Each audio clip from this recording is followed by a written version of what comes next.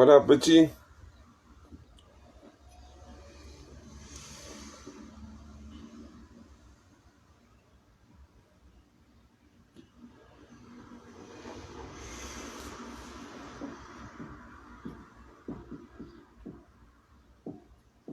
I'm waiting for Kool Rockski. I'm waiting for Kool Rockski from the Fat Boys. There we go, Kool Rockski.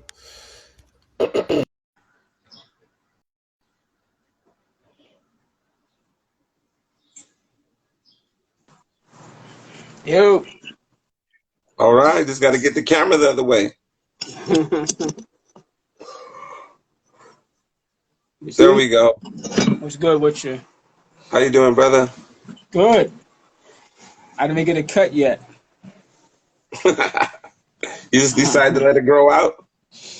Nah, I know barbershop's really open yet. Still. Oh, really? Yeah. So you never thought about you never thought about just doing it yourself? Nah, I don't do that. I like to have the barbershops do it. Okay. I'm a low maintenance guy. All right. I mean high maintenance when it comes to haircuts. Yeah. Yeah, I don't do the whole do it myself kits, all that stuff. Because I'll mess around and cut everything off and looking like Oh, a serial killer. give me 1 second. Okay.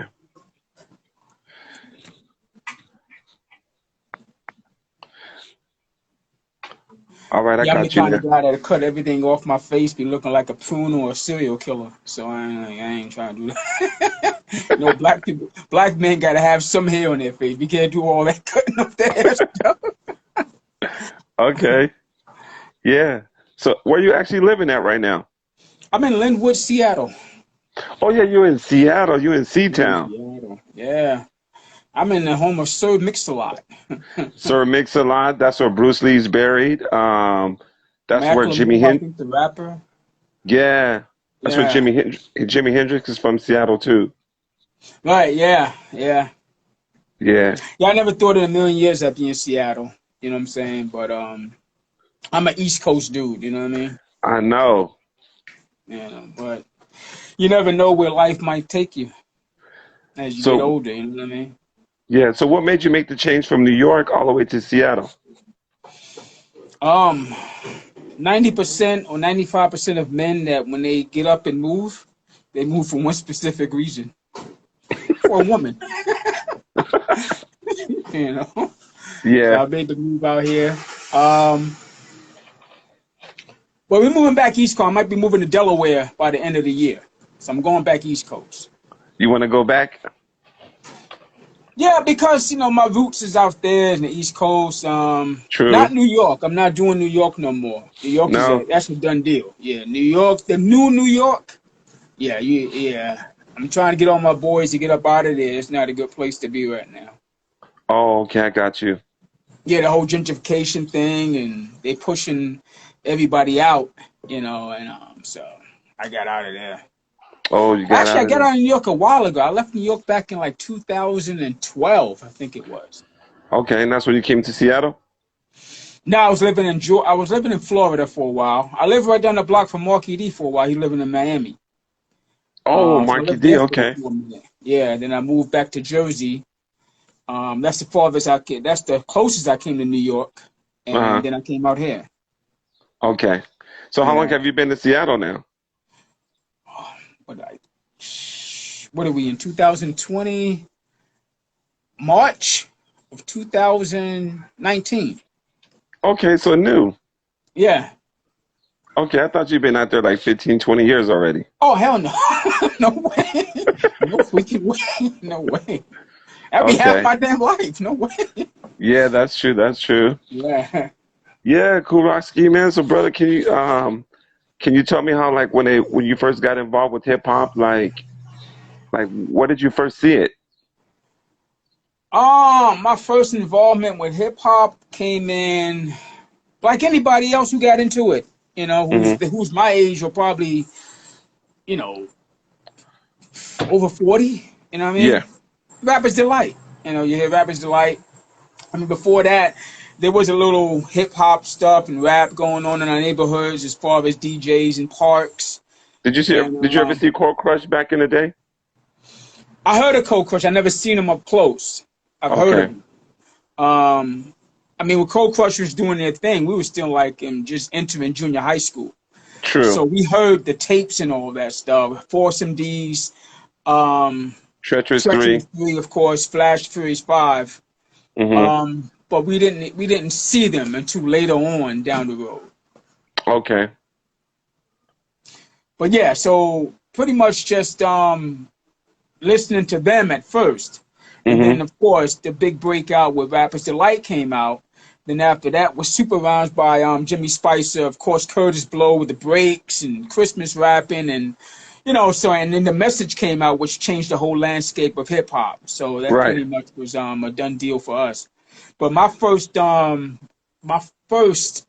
love for hip hop came from the Treacherous 3 Heartbeat.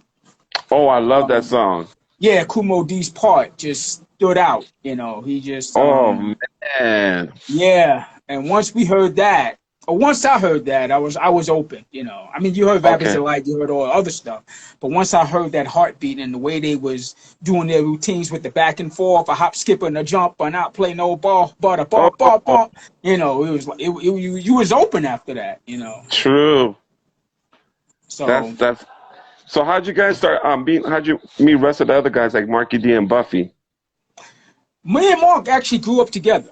I Okay. didn't meet Buff till like I was like 14 years old. Me and Mark actually grew up. I knew Mark when I was like 7, and he was like, I was 8 and he was 7. So Okay. we actually grew up together. Um, so when Buff came on the block, Buff was like 14 years old, 13 going Mm. on 14, and he was this big kid on a skateboard. And everybody was like, Oh. he was moving into the new house across the street right from me and right down the block from Mark, maybe 2 houses away from Mark. So we was pointing at him one day, like, yo, look at that guy on the skateboard. That's a big dude on the skateboard. And he was real, like, athletic. And I was like, Yeah. oh, um, so we got to meet him. So we took a liking to him real quick because he was real outgoing. So Mm-hmm. one day we had a lot of lots on our block. Like Brooklyn was filled with a lot of lots. It'd be a house and a lot, house and a lot. So we was playing in the lot one day, and he just started beatboxing. Right, he just started going off with the beatbox. So we started checking his pockets. Like, what do you got in your pockets? Right now, Okay. it's my mouth. I said, well, open your mouth. Let me see what you got in your mouth. Because that's not normal. That doesn't sound like a human is doing that. So he opened his Oh. mouth. I'm like, how do you do that? So he did it again. And I started rapping, I think I started rapping Kumo D's part from Heartbeat. I guess he didn't know the song because he said, yo, you know how to rap? And I said, yeah. I lied to him and said, I didn't tell him I got it from the record. I said, yeah, I know how to rap. See, he was like, yo, do that again. So I did it again. He started doing the beatbox. And then from there, it was like we went to school every day. We went to the same junior high school, the same high Nice. school together. And that's what it was. It was like football and rap. So we just like play football like 80% of the day. The other 20% we just do rap because football was our first love. We just played football all over the place. We played in junior high school. We played in different leagues and all that stuff in the summertime.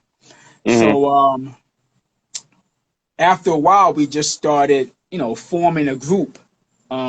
It was me, What him, and Mark. was it Actually, called? it The was Disco me. 3?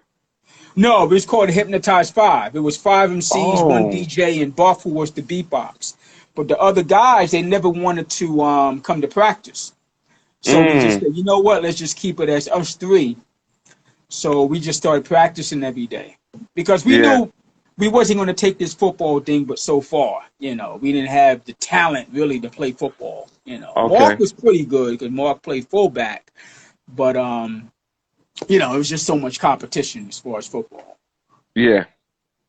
So we just formed a group, and we called ourselves the Disco Three. The Um, Disco 3.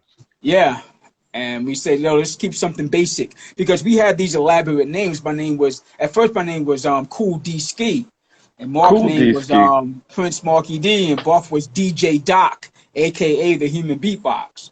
So I said, well, Oh, we have these big elaborate names. Let's not name ourselves something like the Human Beatbox featuring the crazy hypnetic MC, something like that. So I'm like, let's just keep it real basic, Disco 3. So somebody will always tell us, yo, there's a Disco 4. You might not want to name yourself Disco 3. And we would be like, yeah, but that's Disco 4. We're three of us, just four of them. So we were so naive to what was going on. right. So, you know, So you one guys, thing led to another. We just entered the rap contest and we won the semifinals. Then we won the finals. And that's how we got a recording contract. and that's so basically, Crush Groove was like about you guys' lifestyle, little story. Yeah, yeah, pretty much. Pretty much. We just Hmm. entered the contest on a whim. My sister told us about the contest because we used to always rap on the porch, on the stoop, and people Mm, would just come from other neighborhoods and just check us out. So one mm, day we were just rapping, and she pulled up and she said, you know, you guys should enter this rap contest they have going on because you're always rapping. So we're like, well, what's the first place prize? She said, I think it's like a recording contract and some DJ equipment. So we said, well, the hell with the DJ equipment. Let's get hell with the contract. Let's get the DJ equipment. Then we could rock oh, parties and get paid. You know, we're so naive. We didn't know what a record contract could basically uh, do for us. oh, So okay. little did we know, you know, once we got to the Disco Fever, our first time ever in the Bronx, by the way, Oh, and okay. we just some naive little kids, like 15 and 14 years old. We didn't know what the heck we were doing. So we went up to Disco Fever just to check out the contest. So just so happened, somebody said, hey, you guys are next, and put a number around Buff's neck. And we're like, we didn't even sign in. They just said, hey, you guys are next. I'm like, okay, whatever. So we got on stage. We didn't rehearse for the contest. We just went up there, just check it out. Mm. So we just started freestyling. The place went crazy. Like they went, I mean, Curtis Blow was there as a judge. I think one of the Fearless Four was one of the judges. And the place just erupted. What And year was that? this was 80, 82. Actually Okay, 82. Yeah, nice. 1982. And so we won the semifinals, which was that day. So we got back on the block, and everybody was looking for us because nobody didn't see us all day. So we got back around here like 9, 10 o'clock at night. So our parents are going crazy. Yeah, remember, we're only like 14, 15 years old. We're like you know, Kids. babies. And so Hmm. they're going crazy and saying, where have you guys been all day? So I had to, so Buff and Mark, my mother and father was really strict. So they Mm. had to break it down to my mother and father where we was at. I mean, Buff's mother and father was just as strict as mine. But so we told him what happened, and just so happened the radio announcer at the time, what's his name? Frankie Crocker. He was the big Okay. radio host out in New York at that time. And he said, congratulations to the Disco 3 from Brooklyn who just won the 10 Pen Apple Rap and Dance semifinals. I said, that's us right there. My mother just like, what is that called rap? She didn't know what rap was. She said, rap, what is that? So I started displaying rap to her. She didn't know what it was. She said, that sounds like a Mm. bunch of noise. I'm like, yeah, well, you know. But so we won the semifinals, and then we went on, I think it was a week later, we went to the finals and won the finals. And Oh, that's how no. we got the recording contract. Okay. UTFO won the first place for the dance competition. They were in the Mm. they won the contest as well. They were dancers though. Yeah. So yeah, that's how it was, man. Yeah, Rockski. Basically, how I got my name Mikey Ice because when I was younger, I used to listen to UTFO, Right, and UTFO had that one part. They would go Mix Master Ice, right, Mix yeah. Master. And so when I was a shorty, my name is Mikey, so they put it together. UTFO Mikey Ice. Hmm. Okay. That's how I got my name because my favorite group was UTFO. I used to like calling her a crab. Roxanne, the real, Roxanne. Right.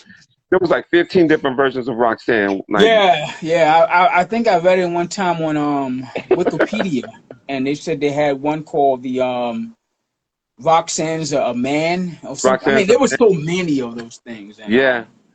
it just took off. And they had at one point they had like the #1 song in New York. Like you couldn't even touch UTFO. You know what I mean? I mean, Oh yeah, us Run DMC Houdini couldn't even touch that. You know, it was like that's how popular that song was. yeah. Roxanne. When it came to the West Coast, everybody was playing, and we knew the words. You say your nose is runny. My nose is always runny. You look like Bugs Bunny. All your Right. raps was, oh, ancient as a mummy. Your house is so bummy. Educated Yeah. rapper, you ain't nothing but a dummy. So we will always say these Yeah, that was words. Shantae's version. Yeah, Yes, Shantae yes, was we that. right. So they made Roxanne grandparents. Roxanne's a Yeah, man. They made the real Roxanne. They made Roxanne Shantae. They made Roxanne's like Roxanne versus Sparky D. It yeah, just it was out of control. it And a was. song that big, it's like a song that big is pretty hard to come back from. Oh You know, it's yeah, pretty hard to follow up to it. I think a lot of artists had songs like that in their career. I mean, you look at maybe like a Cisco, for instance. He had that Thong song, yeah. and he couldn't come back from that as far as follow it up.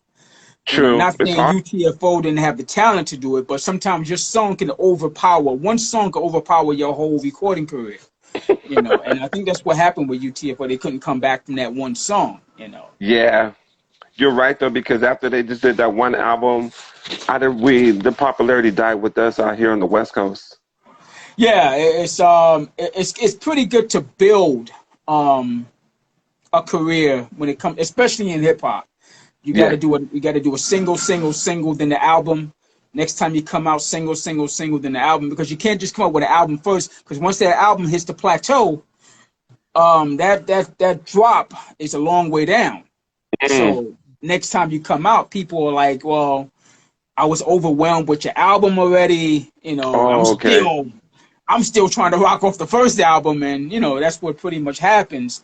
I mean, Yeah. with us and groups like Houdini and Run DMC and LL Cool J, every album was just you know was bigger and bigger.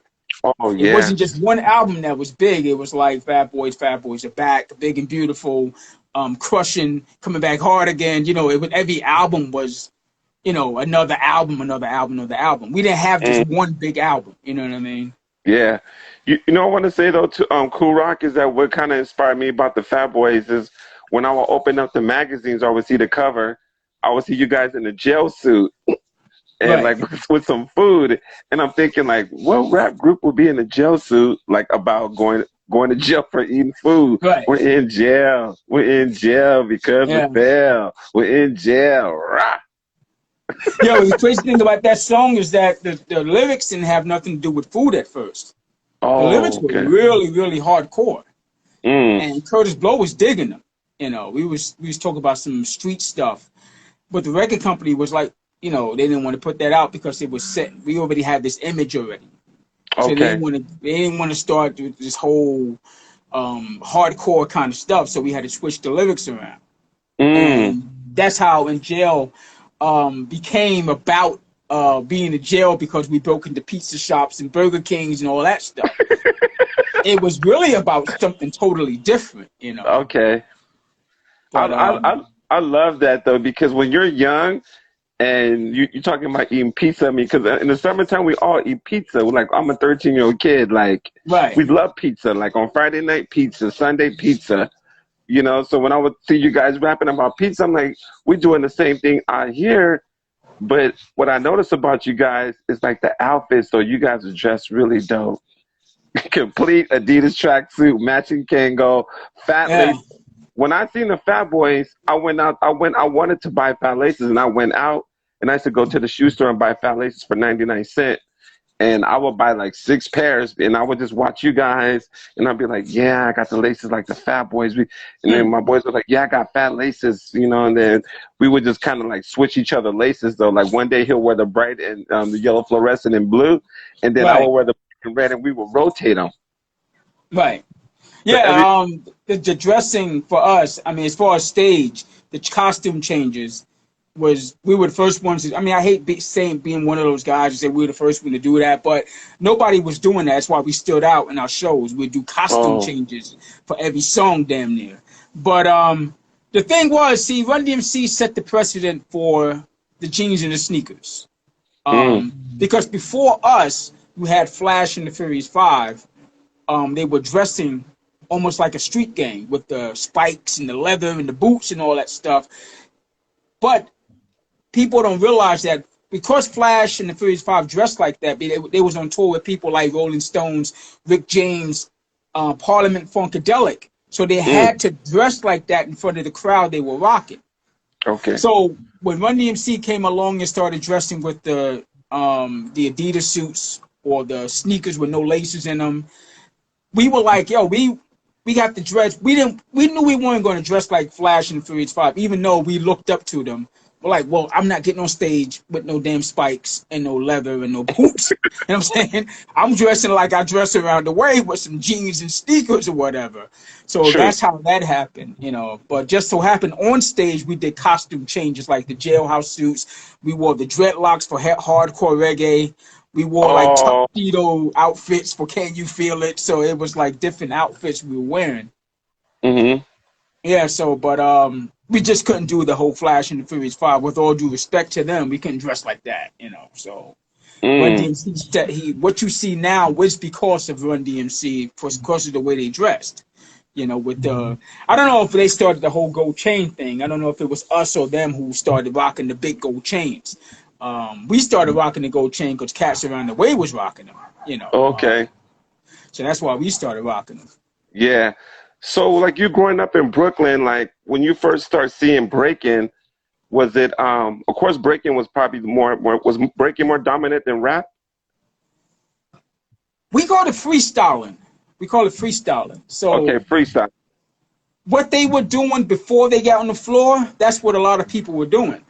Right. By 1983, what they started doing with the windmills and all that stuff, that's where cats started doing the break dancing. At first, we just call it freestyling. So all that stuff you see, like the battle, when they go back and forth, but not take it to the floor, that's what cats were doing. Yeah. But breakdancing never really dominated rap as far as...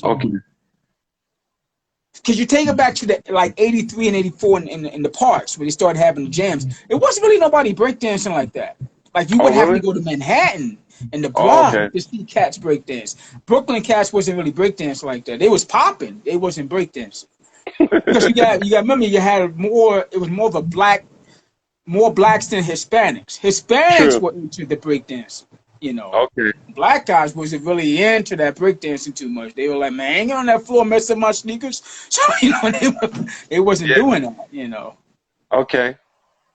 But, I mean, you had a lot of brothers down with mostly, it was more Latin crews. They would have like one or two brothers in them. Rockski crew. But as far as breakdancing, a lot of cats were like, nah, I ain't rocking with no breakdancing. But it is a part of hip hop, you know what I mean? Yeah. Well, it's a huge part of hip hop.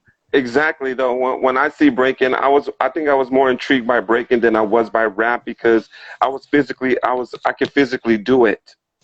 Right. You know, like I can get on the floor and try like a knee spin, or I can do like a bridge, and I didn't have anybody. Yeah, I didn't have to have anybody tell me what to do. But with rap, it seemed like it was a little bit more complicated. It was really more like sophisticated for me because when I would see the people rap, they were older than me, and when I was kids break, we were like the same age. So I think that's why I gravitated more towards breaking because if I could do it, you know, and Deshaun could do it, and we're both like 13, you know what I'm saying? That's what I would do. And when I would go to the parties and I would see the brothers rapping on the mic, they was already like 21, 22 years old. They was way older than us. Right. Yeah. Yeah, I mean, yeah, once again, it's like the breakdancing was sort of like a thing where we'll see it, but we wasn't too intrigued by it. But once we put it on tour with us, like we had a lot of breakdancers on tour on the first two tours, the Fresh Festival 1 and 2. I think by the third Fresh Festival, nobody was really using breakdancers anymore. Oh, okay. And what happened with breakdancing is that it became so redundant.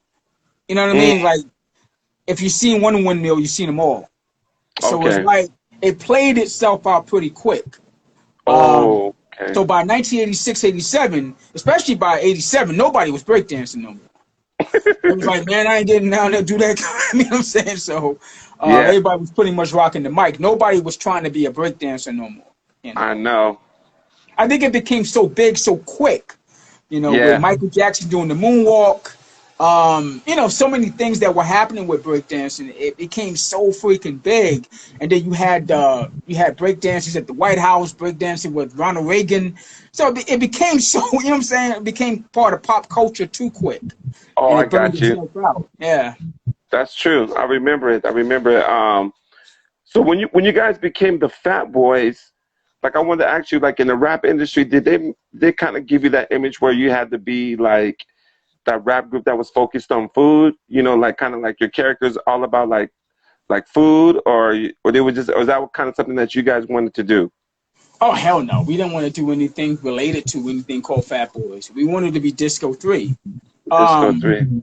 Yeah, we was Disco 3 100%. You know, the marquee names at our shows was pretty much Human Beatbox featuring Disco 3. Mm. I'm like, well, I didn't know it was 4 people, but that's how they had it on the marquee, Human Beatbox featuring Disco 3. What happened was the song Fat Boys became huge. It was a big Huge. song, and then people started requesting, we need that group that sings the song Fat Boys. And people would say Disco 3, and a lot of people didn't know what Disco 3 was. They were like, I don't know who they are. I know they're the Fat Boys. So our Mm. manager made the choice to change the name from Disco 3 to Fat Boys because he said, for one, we can't market the name Disco 3. He said, because you have a Disco 4 already, and you might start getting a lawsuit from them saying, you know, they had the name Disco 4, you guys are Disco 3. That's going to conflict with their business. And he said, and secondly, disco is playing out. He said the word disco, nobody even uses disco no more. So Mm. I'm gonna start calling you guys Fat Boys. And you know, so we fought hard, man. We were like, nah, we ain't trying to get down with that. Like we made the song, but that's not who we are. You know, we made a Oh, song called Fat Boys, but it's not who we are. I mean, that song was created by Curtis Blow, and even when he made it, we were like, we call it Fat. You're like, yeah, you know, it's a song. That's not who y'all are. It's just a song. I'm like, all right, cool, but that's not our name. So that's why mm. as soon as you said, listen to the fierce sounds of the Disco 3, it was like Okay. we were just making a song called Fat Boys. We was hanging on to that Disco 3 name, you know. Oh, thank you for clearing that up. That makes sense now. I mean, I ran into I think it was Ad Rock from the Beastie Boys, Hmm. and he told me, yo, y'all should have just kept that name. You should have fought hard to keep that Disco 3 name. I'm like, yo, and we fought. We fought hard for it, but record company won, you know. We didn't have the money to keep it going, you know what I'm saying? They had the money, so Right. but yeah, we fought hard for that name to keep it. Okay. So when everything started getting established and you guys became like a group, like how did the popularity change your life where you guys were just regular dudes to being like one of the most famous groups in New York at the time? Um, you know what? It never got to us. We came from humble backgrounds. We came from one of the worst neighborhoods in New York, probably in America at that time. East New York, What, Brooklyn was probably one of the worst neighborhoods in Brooklyn. I mean, in New York itself. more than Um, Brownsville? no, it was East New York. Yeah. Brownsville was probably the second worst. Oh, second worst. And I'm not even saying that to glorify it, but East New York became like the murder capital of damn near America. You know, that's how Oh, bad it was. So worse we than the came from Bronx? real, huh? It was worse than the Bronx? Oh yeah, big time. Okay. Yeah, Bronx didn't have Bronx couldn't hold a candle to Brooklyn back then. You know, Brooklyn was crazy. And just so happened we came from one of the worst neighborhoods, areas rather, not neighborhoods. We came from one of the worst areas in New York, which was East New York. So Okay. our whole thing was we came from humble backgrounds. So we had a lot of people to keep us grounded. You know what I Mm. mean?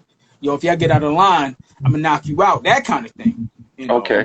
yo, don't get brand new on us. You know where you live. That kind of thing. We're like, nah, ain't nobody getting brand new. So we was kept grounded. You know, I mean, we had every show we went to, it was more Brooklyn people than anything, because they represented for it. You know what I mean? So we didn't get the big head, and that's one thing about us. We didn't let that fame go to our head. You know, like some people, they make one song, and then next thing you know, you can't even touch them or talk to them. And I've seen it happen so many times. You know what I'm saying? I'm like, Yeah. I'm glad we didn't end up like these cats and just act like a Yeah. bunch of idiots and egotistical because we made one song. You know? Hmm.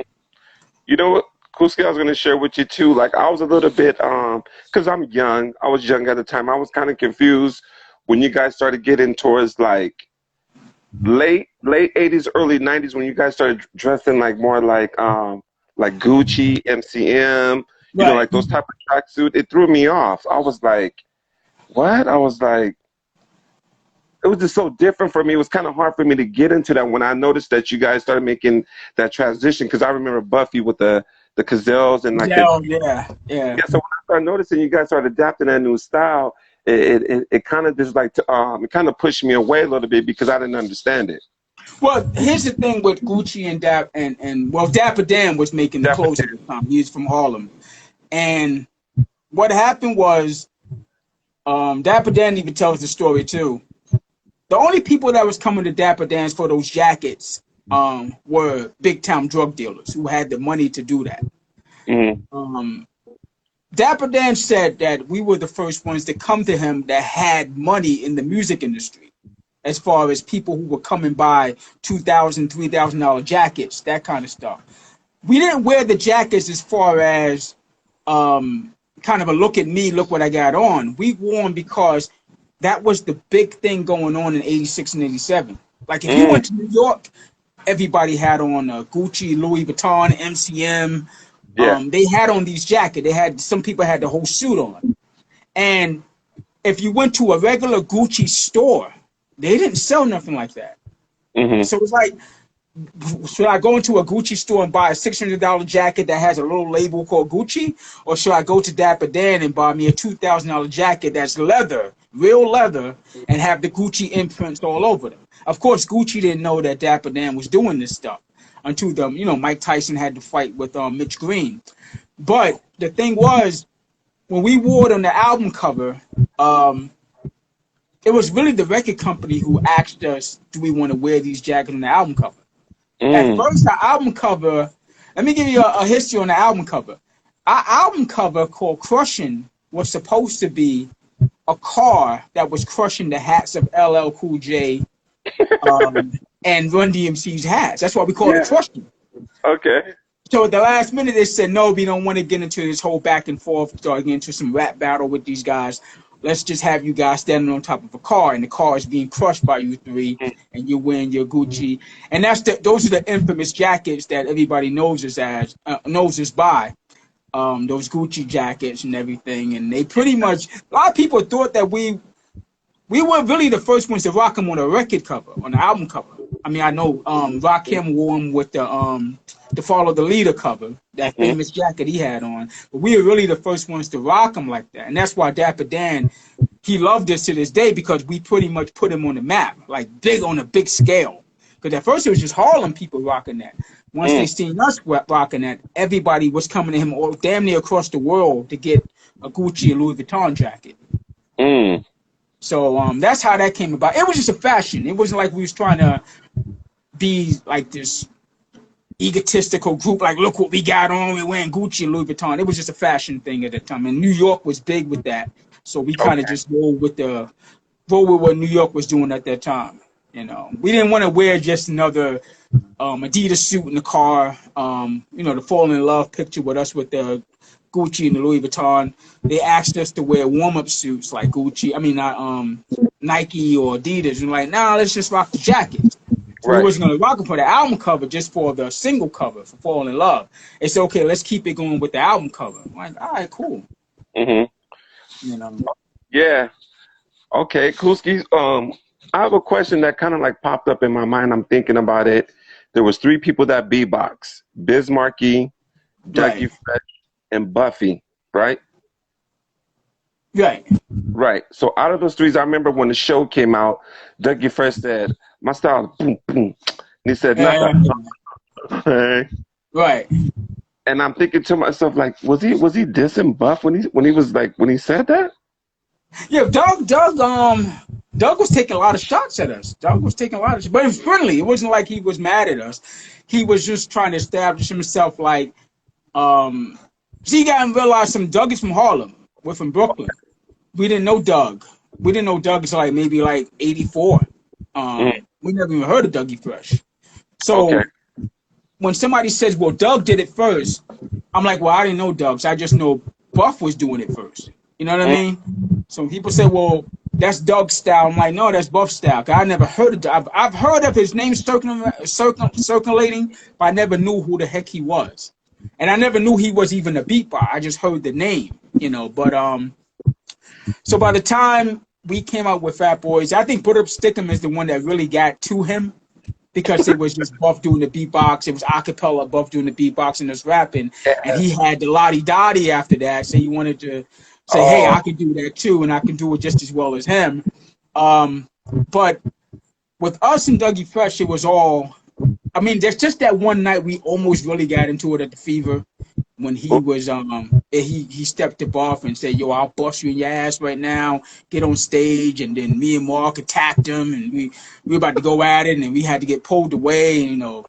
So just that one night. Other than that, we were real cool. But because he said we said some stuff about him in an interview dissing him, and we didn't. So he went at Buff, and you know, Buff is not a rapper. Buff is just a beatbox. So Buff was looking at him like, I'll battle you with beatboxing, but I don't know, I'm not a rapper. But other than that, I mean, we laughed about it. Last time I saw Doug was like 2011 on the cruise we did together. We did this cruise with Salt and Pepper, Common, and all these other rappers, and we laughed about that night, you know. But it's all love. I mean, matter of fact, Doug had texted me up probably like 3 months ago and saying, what do you think about you and Mark doing some shows and me doing the beatbox?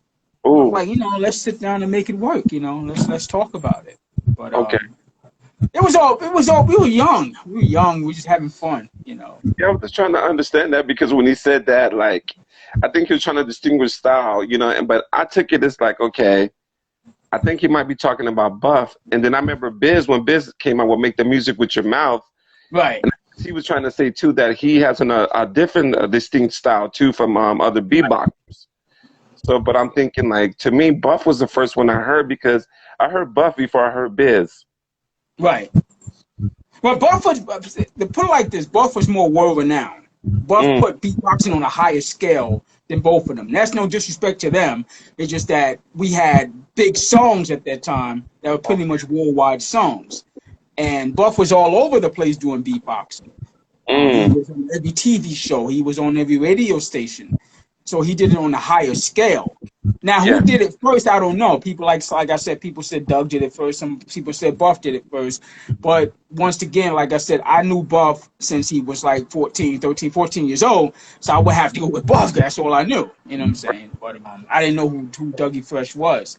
Yeah. But, at the end of the day, it's like you got to realize this with Buff, Doug, Biz Markie, Rozelle. They carved a lane for themselves in hip-hop. They actually are the sixth element of hip-hop, beatboxing. So they pretty much, they're on an island by themselves. And that's crazy if you think about it. They just carved a lane for themselves. You know what I mean? Like they put that and they intricated that into hip-hop. So that itself, it speaks volumes. You know what I mean? So, yeah, man. Buff was sick with it, you know. Loved it though, bro. Like honestly, when he would do his part, sticko, sticko. It was just he's back and forth. Yeah, Buff was powerful. The thing with Buff was so powerful even at a young age. When he was like 14, 15, 16 years old, he was powerful then. And by the time he got like 19 or 20, he was just like blowing speakers out. You know what I mean? So he was powerful with that. Did he ever have a family, have kids or anything? His son raps. He had a baby from Queen Pen, if you're familiar with her, the rapper Queen Pen. She's a No Diggity track with Dre and Teddy Riley. Okay. And he has a son, Quentin. He's a rapper. You know, he does his thing. And he got a kid. He got one son. One son, yeah. Yeah. Okay, that's he's like 6'5". You know, I'm like, dude, why you ain't go play basketball? But he's a pretty good rap artist. You know, he does his thing. Yeah. Cool. So, how do you feel about hip hop and rap today? What's your opinion about trap? I mean, I don't know. I mean, the only really trap music I've ever heard was probably Jeezy, if that's trap. Yeah. And I gotta be honest, I don't really listen too much hip hop. I You mean, know? as far as the new stuff, I stick with what I know, what I'm familiar with, like the cats like PE of course, KRS One, Rock Eric B. Rakim, LL Cool J, I really don't really dive into what cats is doing nowadays. I can't really get into it. You know what I mean? Everything is singing. If they're not singing, they're saying something I don't know what the hell they're talking about. So I really don't really listen to too much of today's hip hop. And that's Yeah. not being disrespectful to them. I just don't really, I don't know how they can call that hip hop or rap. If you know what I'm saying, I don't know what the hell they're calling that. They got to call it something different because it's not, in my opinion, it's not hip hop. I feel the same way too. And some people try to get on me about that. Like, you got to accept the new style. And I'm thinking, like, first of all, I don't see no peace.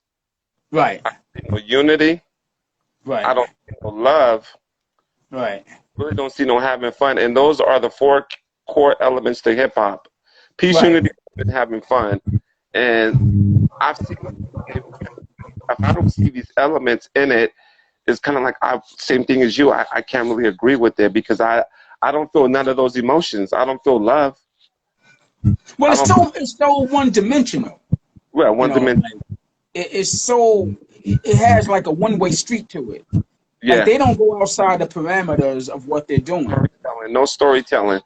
Yeah, it's no storytelling. Everything is pretty much a Sex, drugs. It's a phrase, or it's a catchphrase with them. There's no lyrics to it. You know what I mean? And it's kind of hard to get into it because Yeah. everything is like singing. And they're singing with it, like what I just can't get into it, you know what I mean? And that's no knock for them. I mean, they're doing something positive with their lives, that's the good thing about it. But I just can't get into their brand of hip hop, if that's what they want to call it. I I wouldn't call it hip hop. I just call it trap because that's what it is. Right. Yeah. Because that's just kind of like because to me, hip hop has always been sacred and it stood the test of time since like 1975, Right. and I still believe in all those those core elements though because I'm a part of Zulu and I read the Infinity Lessons and I've seen it from the beginning to like where it's at. And I just kind of like let the kids do their things. Like if that's you guys' thing, that's trap. Right, that's what I'm saying. If that's what they do, let them do that. Because I'm pretty sure a lot of people didn't understand what we were doing back in the day. They were probably looking at it the same way. You know what I'm saying? So my parents is on me too because they seen that I was in love with hip hop. I wanted to be everything. I had the ski goggles, I had the Puma jackets. All I was listening to was the Fat Boys and the show. And my dad would just be like, "What you gonna do with your life?" Right. Whoa, big old bird just landed on. I'm sitting outside. Yeah. Yeah, but yeah, that's true. My father didn't understand. My he's a blues guy, and everything with him is the blues. My she's from the rock and roll era. Chuck Berry, Little Richard, Fats Domino, and by the time she started hearing what rap was, she didn't know what the hell we were talking about. But one of her favorite songs ever was "The Message," because she thought Melly Mel sounded like a preacher. Oh. It's like a jungle sometimes. They mix it one day, so she thought he sounded like a preacher, so she liked that. But and she was definitely proud of me and and the group and what we did. But like I said, like you just said, it's like if that's what they're doing and that's their brand of what they're doing, they trap. Let them have that. Yeah, let them have that. I just want to tell my friends that came on, Javier and Herms. This is Kool Rockski from the legendary Fat Boys.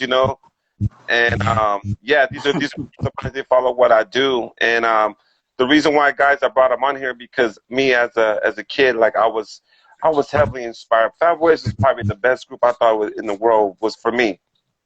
Oh, thanks, man. Yeah, honestly, I love the way I loved you guys' energy. Every time I seen you guys were pushing each other, and it looked like it was real fun, and I wanted to be a part of that fun, Right. And it when I seen the Fat Boys, I seen a lot of energy, a lot of positive energy. Yeah, we didn't take ourselves too seriously as far as trying to be something that we weren't. You know what I mean? I mean, it was easy for us. if we would have rapped about where we were from. But why do that? Why try to bring our craziness and our growing up tough in the hood to the masses? We could just bring them fun. You know what I mean? So like, let's just have fun with it. Right. I think the thing with hip hop is just it has to have a balance. You know, you can't be serious all the time. So you got to have some kind of humor, some kind of fun to it. So that's where cats like us and Heavy D and Oh, Chub Rock, yeah. everybody, and even Houdini was making feel good songs. Like, we can party to this. Everything doesn't have to be about b-boy stance and looking tough and all that stuff. You can have a good time as well. Plus, the Yes. ladies, the women don't want to hear tough guy raps every day. They want to hear something they can dance to. So That makes sense, though. You're not recording anything as far as you're not working with any artists right now? no, I got a couple of projects people want me to get on, but honestly, I'm just not really focused to that music stuff anymore. I kind of just it's kind of a been there, done that kind of thing. You know what I mean? It's like I did it once, successful at it. Did I get tired of it? Yeah, kind of. I got tired of the hustle and the bustle and all that, and phone being called 24 hours a day. Somebody wanting you to be here, be there. It's like Cat Williams said one time. It's a big party going on, and you want to get inside that party, and once you get in there, you find out the party ain't what it is. You know what I mean? And that's how I feel about the music industry. Like, it's a big party, everybody want to get in, but once they get inside that party, they're like, this is not what I expected it to be. You know what I mean? And it's kind of like, so right now I'm just really doing a podcast. The name of my boy DJ 360 is doing the University 360 podcast. Nice. Yeah, we're doing that. So if I could just do the podcast and just talk to people and talk to different. We just interviewed Grandmaster Cash last week. I did So, Cash 2 weeks ago too. Huh? I did Grandmaster Cash 2 weeks ago too. Yeah, Cash is dope, man. Cash is one of my favorite MCs ever. Cash is just just talk. I just let him talk. I just like hearing these cats talk who came before us. Whether it be Kumo D, whether it be Melly Mel, Kaz, all these guys, Curtis Blow. Just let them talk. You know what I'm saying? Don't even interrupt them. It's like you just want to hear stuff that you never heard before. So he was telling me stuff I never even heard. I never even heard before. So that was a history for me. How many people have you guys interview on your podcast? We don't interview a lot of people. We do a lot of dialogue between us two. We talk a lot. We talk about the day's events. We definitely talk about what's going on now, coronavirus and all this, police killings and all this crazy stuff going on. So we do a lot of that kind of talking. Okay. So we interviewed Mikey D, famous battle rapper. And Grandmaster Kaz. We got some people coming up, like Common. Got Common coming up. We got a few more old school cats coming up. Well, classic rappers coming up. But other than that, it's just dialogue between two cats just talking about what's going on. So that's just pretty much kind of like how your life is right now, and just real settled. Yeah, I'm chilling. It's like every once in a while I might go up to some of the events that they have, the old school hip hop events or whatever. Other than that, it's like I'm cool with being irrelevant. You know what I mean? All right, okay. I'm cool with being irrelevant because it's like I really don't have much to prove anymore. We did what we did. We made a stamp in hip hop, and what else is there to prove? But I mean, somebody just hit me up the other day and said, "Do we want to do this? Is the '80s tour?" So I asked Mark, "Does he want to do it?" So we'll see where that goes at. If he want to do it, we'll do it. If he doesn't want to do it, I'm cool with that. If he does want to do it, I'm cool with that. You know what I'm saying? So whatever he wants to do. So it's not really about the money for you guys. Not about the money. I mean, the money's good. I mean, if the money's there, it's good. You know what I'm saying? But it's not like we're rushing to do something. Like I told Mark before, I'm like, if we're gonna do shows, let's do a show.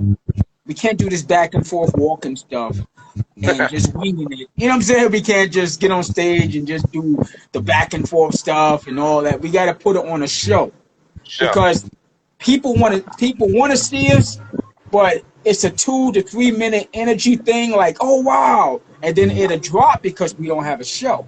So we got to have a show. And I told him if we get Dougie Fresh on with us, he's not into that back and forth. He wants to put on a show. You know what I'm saying? So, because Doug is a really good performer. And I looked at shows with Houdini, with Big Daddy Kane. These guys give you a show. You know what I'm saying?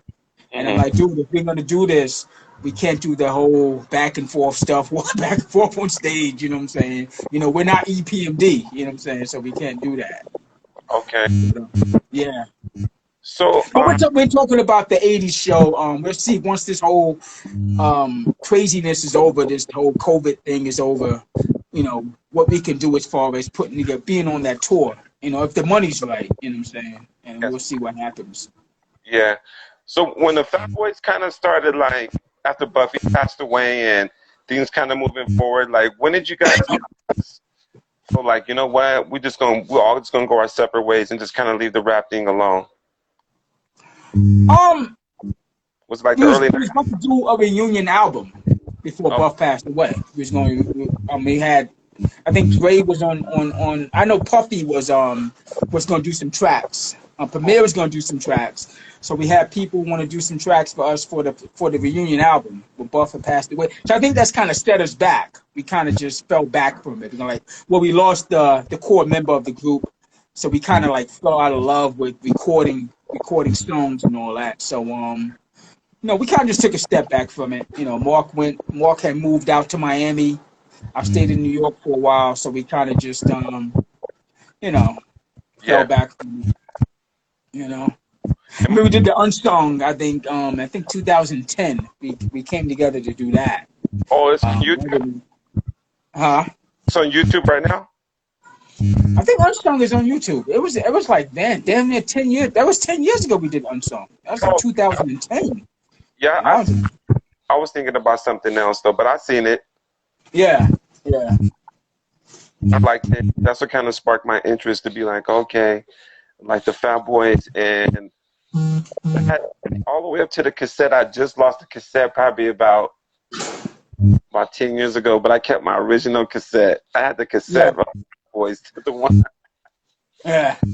I can't believe it. I had a dude that told me that I had a dude in Miami once told me he gave me the cassette and it was all cracked up. Like the cassette was cracked up. You could barely read the words of Fat Boys on it. And this dude was like a big dude, like 6'4", like about 270. And he almost was in tears when he gave me the tape to sign it for him. He said this tape got me through. He said he listened to this tape like 24/7 a day in his cell. He had to fight for that tape. Like people was trying to kill him for the tape. Like this tape pretty much saved his life, saved his sanity, because he could have went crazy without this tape, and he knew it word backwards. You know what I'm saying? And I signed the tape for him, and dude was like almost in tears, like a big grown man, almost in tears, because the first album, just meant that much to him. And I'm like, wow, that's crazy, And he said he had to fight for that tape. People wanted his tape. He had to almost kill people just to keep his tape, and that's crazy. How many albums did you guys make together as the Fat Boys? We did 6 albums, 6 studio albums. That's crazy. Yeah. The last album was On and On. And all of them have beatboxing in all of them? Oh, yeah. I need to look it up, though, because I only thought there was one, to tell you the truth. No, all the albums had Buff featured. We started falling back from the acapella kind of stuff with Buff, because we didn't want to play play the beatboxing stuff out completely. So Buff was becoming more of a producer on some of the albums, on some of the songs rather on the albums. So he wasn't doing as much beatboxing. Matter of fact, Buff, he was really, Buff was kind of getting tired of beatboxing. He didn't want to be just known for that. He wanted to be known for his producing expertise, or whatever. And sometimes I would go to his house, and he had a studio set up in his house. I'm like, yo, you can still beatbox? And he would have to clear his throat and like, yeah, I got something left. You know what I'm saying? So he was falling back from the beatboxing. You know what I'm saying? Which is crazy. Yeah, that is kind of crazy. Crush Groove. For you, what was that a good experience when you made Crush Groove? Yeah, we had fun doing Crush Groove. We had fun. We shot Crush Groove in New York, of course. And I remember getting picked up every day in this beat up station wagon. And they take us to the set in Manhattan. We were still living in Brooklyn at this time. And they'll take us to the set. And everybody was on the set all the time. LL was there. Of course, Run DMC was there. Houdini was there. Anybody and everybody that was a who's who in hip hop at that time was on that set every day. Okay. Even though they weren't in the movie, they were just on the set because everybody just wanted to be a part of what was going on with Crush Groove. So it was fun on that set. I mean, Prince came by a couple of times, and he asked the people not to look at him. Of course, this is New York. Everybody just started staring at him. You know what I'm saying? So when I saw Crush Groove, I thought it was gonna be another version of B Street.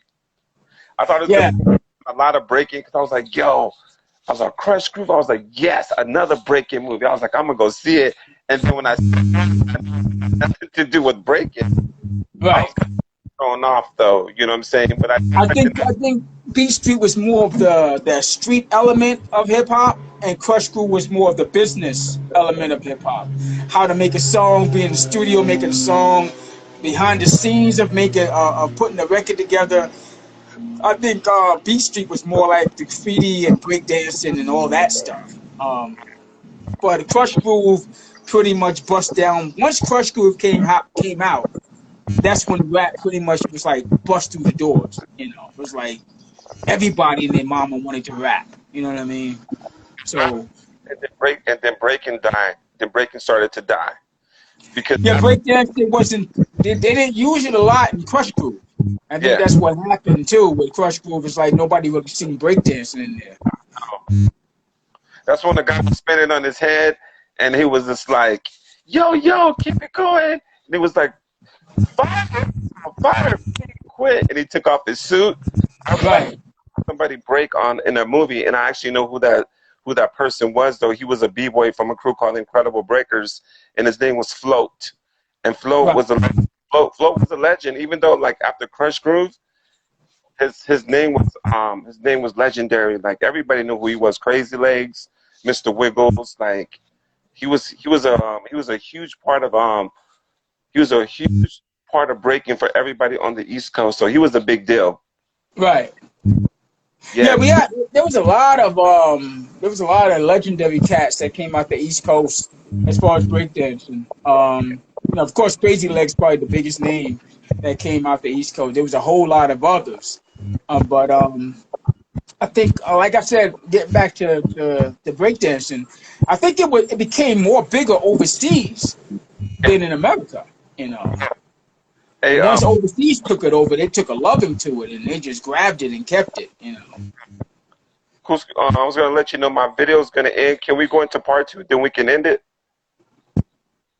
Say it again. My video is about to end. Can we end the video and then go into part 2? Then we'll finish it off. All right, cool. Okay.